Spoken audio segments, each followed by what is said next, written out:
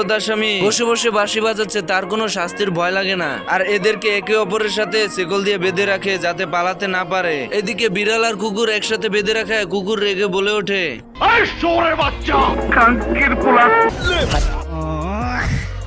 কত হিম্মত একবার দেখি। আওয়াজ এত উঁচা কেন বাতি যায়? আর আপনারা তো জানেনই বিড়াল আর কুকুরের ভিতর আজীবনই শত্রুতা রয়ে গেছে, তাই এভাবে কিছুক্ষণ মারপিট চলতে থাকে। আর কালা কোট আমি লাল কইরা দিম। এরপর গাড়ি চলতে চলতে ভাঙা রাস্তায় এসে পড়ে এবং ভাঙা রাস্তা পাথর সঙ্গে ধাক্কা খেয়ে বিড়াল আর কুকুর গাড়ি থেকে ছিটকে রাস্তায় পড়ে যায়।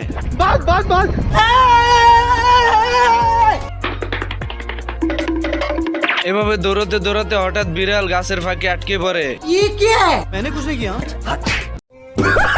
এই বলদ দুটো জেলখানা থেকে পালিয়ে পাহাড়ের উপর চলে আসে হাতের শিকল খোলার জন্য, কিন্তু শিকল খুলতে গিয়ে নিজের পাহাড় ভেঙে পড়ে যায়।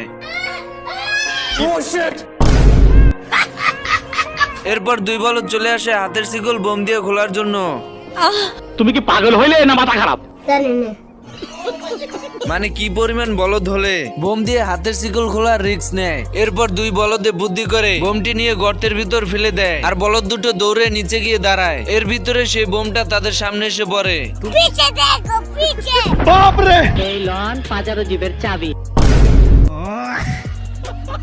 এরপর চলে আসে শহরে।